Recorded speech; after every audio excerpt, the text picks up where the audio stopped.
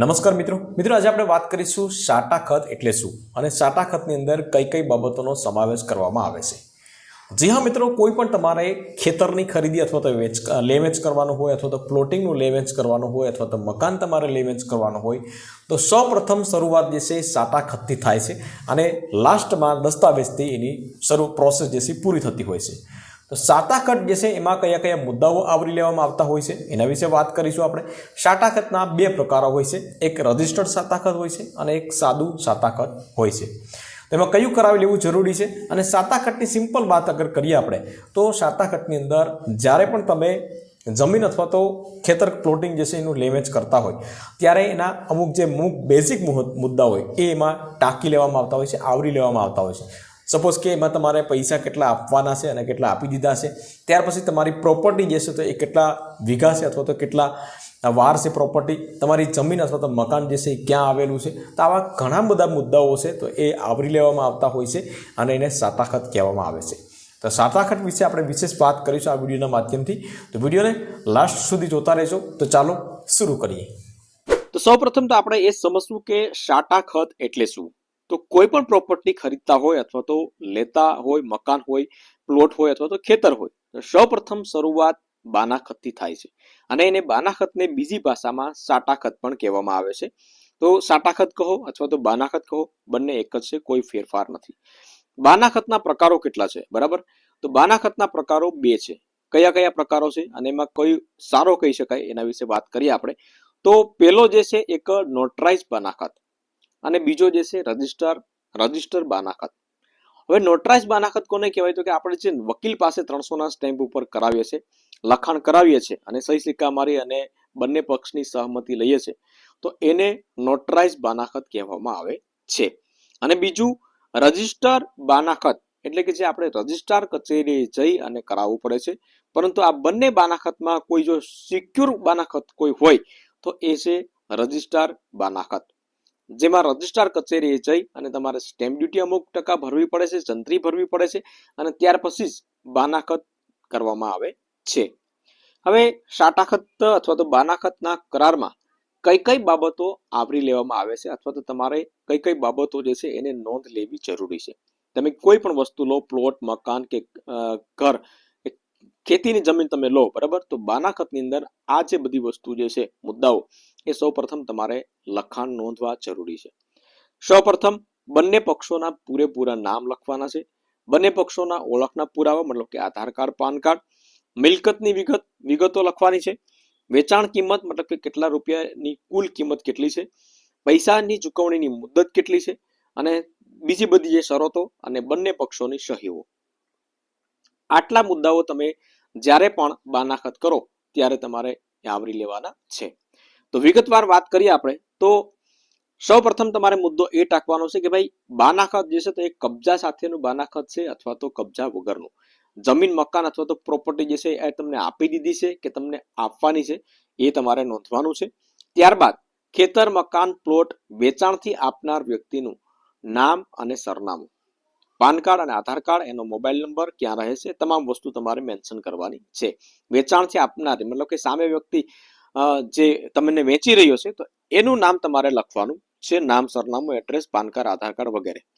તો તે જ પ્રમાણે જે વેચાતી મકાન, જમીન અથવા તો પ્રોપર્ટી રાખનારનું નામ, સરનામું, મોબાઈલ નંબર, આધાર કાર્ડ, પાન કાર્ડ, આ બધી વસ્તુ તમારે નોંધવાની છે, ઝેરોક્સ પણ તમારે એડ કરવાની છે।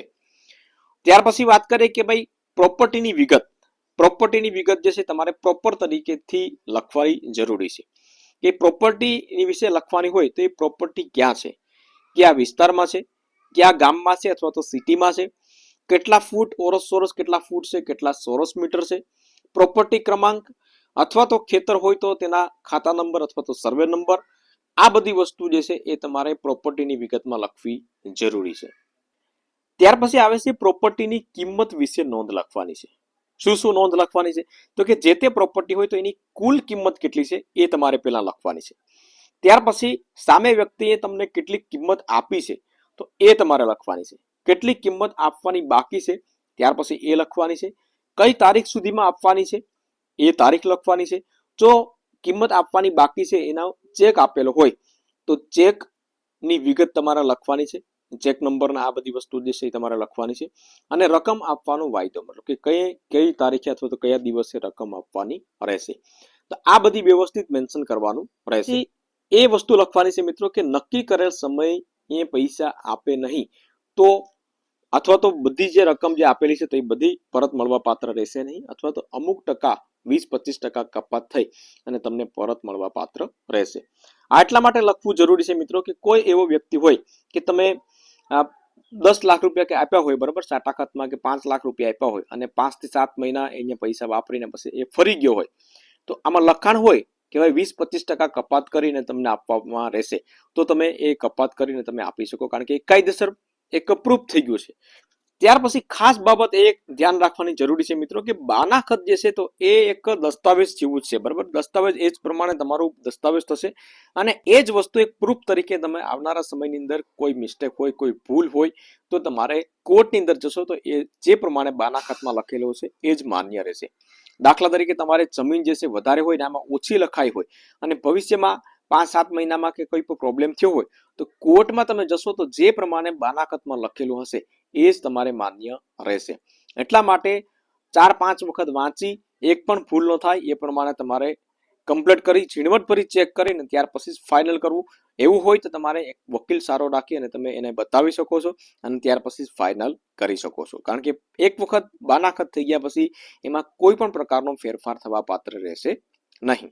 બીજી એક ખાસ નોંધ એ કે કોઈ પણ જમીન, પ્લોટ, ખેતીની જમીન જ્યારે લે વેચ કરો ત્યારે લખાણ સિવાય કોઈ પણ વ્યવહાર કરવો જોઈએ નહીં, કારણ કે ઘણા બધા મિત્રો એવા હોય છે મિત્રો કે પોતાના કુટુંબમાં, પોતાના ભાઈમાં એક સારા સંબંધો હોય ને વિશ્વાસે બધી વસ્તુ કરી દેતા હોય છે અને ત્યાર પછી એ વિશ્વાસ જે છે એ વ્યવહારિક પ્રક્રિયા જે છે પૈસાથી વિશ્વાસ તૂટે છે અને પૈસાથી સંબંધો પણ બગડે છે. એટલા માટે બધી વસ્તુ તમે કોઈ પણ નાનામાં નાનો વહીવટ કરતા હોય તો તમારે લખાણ લખવું જરૂરી છે. લખાણ હશે તો સામે વ્યક્તિ પણ સીધી રહેશે અને કોઈ પણ આડાઅળવી કોઈ વસ્તુ થઈ હોય તો તમે એને કોર્ટમાં પડકારી શકશો. પ્રૂફ વગર કોર્ટ પણ માન્ય નહીં રાખે, એટલા માટે લખાણ સિવાય કોઈ વસ્તુ, કોઈ વ્યવહાર કરવો ન જોઈએ. તો આ પ્રમાણે તમે બાનાખત જે છે એમાં મુદ્દાઓ ટાંકી શકો છો. બાનાખતનો અર્થ શું થાય તો એ પણ તમને ખ્યાલ પડી ગયો હશે મિત્રો. તેમ છતાં પણ કોઈ વસ્તુ તમને ન સમજાઈ હોય તો તમે કોમેન્ટ કરી અને જણાવી શકો છો. વિડીયો ગમ્યો હોય તો વિડીયોને એક લાઇક જરૂરથી કરી લેજો, શેર કરજો અને ચેનલ ઉપર નવા આવ્યા હોય તો ચેનલને સબસ્ક્રાઇબ જરૂરથી કરી લેજો.